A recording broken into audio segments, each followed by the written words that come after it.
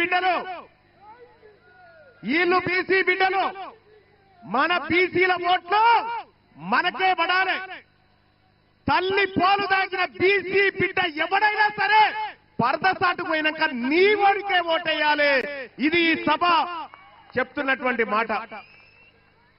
మరి ఇద్దరిద్దరు నిలబడితే ఎట్లా మల్లన్న అంటే మీకు విషయం చెప్తా ఉన్న సోదరులారా, పూల రవీందర్ గారికి ఫస్ట్ ప్రియారిటీ ఉంటే వీళ్ళ మనసులంతా సెకండ్ ప్రియారిటీ ఇక్కడ వేయాలి, ఇక్కడ ఫస్ట్ ఉంటే సెకండ్ ప్రియారిటీ ఇక్కడ వేయాలి.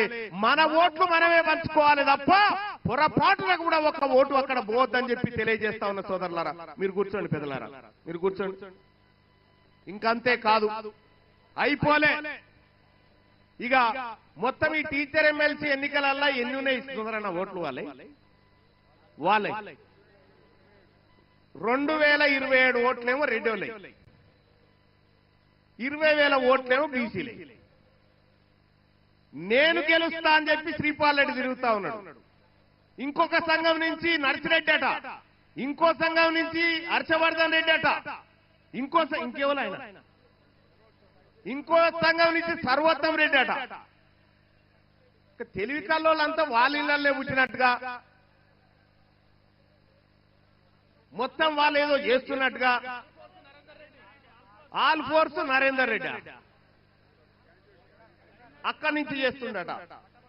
ఈ ఒకటే భయ్, మనకు వీళ్ళు బీఫామ్లు ఇయ్యనప్పుడు బీఫామ్లకు బీసీలకు మధ్య జరుగుతున్న యుద్ధం ఇది బీసీలకు బీఫామ్లకు మధ్య జరుగుతున్న యుద్ధం.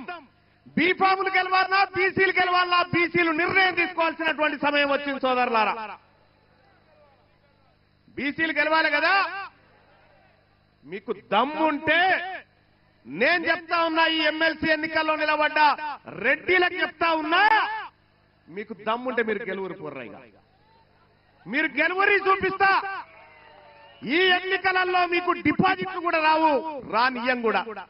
ఇక వాళ్ళు చూడరికి కాకతీయ యూనివర్సిటీలో చూడ్రి, కాకతీయ యూనివర్సిటీలో ఎన్నడూ లేంది వీసీ ఓసీ ఆయన రెడ్డి పాలన నడిపిస్తేందుకు యూనివర్సిటీ చరిత్రలో లేని ఇంకొక రెడ్డిని ఏం చేసిండు, ఏకంగా ఓఎస్డీ అని కొత్త పోస్టు నియమించుడు.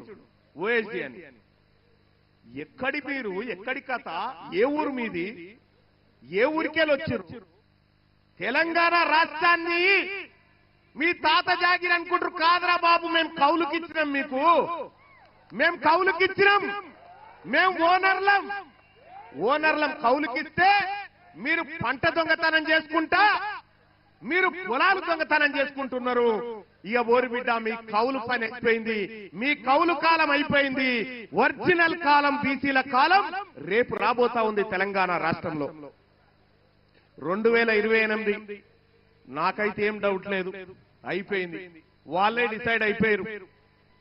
ఇక ఇచ్చేవలసిందేనా, తప్పదా? బీసీలంతా మేల్కొన్నారు తెలంగాణ రాష్ట్రంలో, ఇక తప్పదనేటువంటి పరిస్థితి క్రియేట్ అయిపోయింది.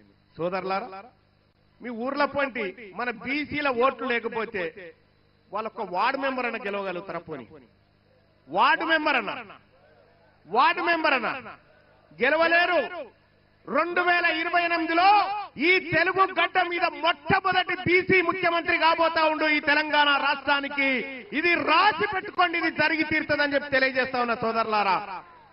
తెలంగాణ రాష్ట్రానికి చివరి ఓసీ ముఖ్యమంత్రి రేవంత్ రెడ్డి గారే. ఆ తర్వాత ఇంకెవరు కారు. కౌలు కాలం అయిపోయింది కాబట్టి కారని చెప్పి తెలియజేస్తా ఉన్న సోదరులారా. విషయానికి నేను ఇలా చాలా ఇప్పుడు మా నర్సన్న చేతిలో పెట్టిన ఇన్ని మాట్లాడాలని తెచ్చుకున్నా. నేను ఇన్ని లెక్కలు తెచ్చిన, కానీ నా టైం అంతా వీళ్ళే తీసుకున్నారు.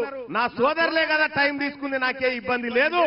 ఇంకా ఎంత టైం అయినా నా వాళ్ళ కోసం కేటాయించాల్సిందే, చేయాల్సిందే సోదరులారా. ఇక అంతేకాదు, ఈ కార్యక్రమాన్ని విజయవంతం చేయడం కోసం సైకిల్ యాత్ర బత్తుల సిద్ధేశ్వర్ ఎటువంటి ఉండా, బత్తుల సిద్ధేశ్వర్ టీం వాళ్ళు సైకిల్ యాత్ర చేసిరు. చాలా మంది సోదరులు ఈ కార్యక్రమం కోసం కృషి చేసిరు, పట్టుదలగా ముందుకు పోయిరు. ఈ వేదిక నుంచి చెప్తా ఉన్నా, వాళ్ళందరి ఆశయంగా చెప్తా ఉన్నా, తెలంగాణ రాష్ట్రంలో ఈడబ్ల్యూఎస్ ని రద్దు చేస్తావా? ఈ ప్రభుత్వాన్ని రద్దు చేసేటువంటి నిర్ణయం బీసీలను తీసుకోమంటారా? మీరు తెలియజేస్తా ఉన్నా, ఈడబ్ల్యూఎస్ ను రద్దు చేయాలా వద్దా? ఈడబ్ల్యూఎస్ ని రద్దు చేయాలి, బీసీలకు సమాన వాటా కల్పించాలని చెప్పి తెలియజేస్తా ఉన్నా.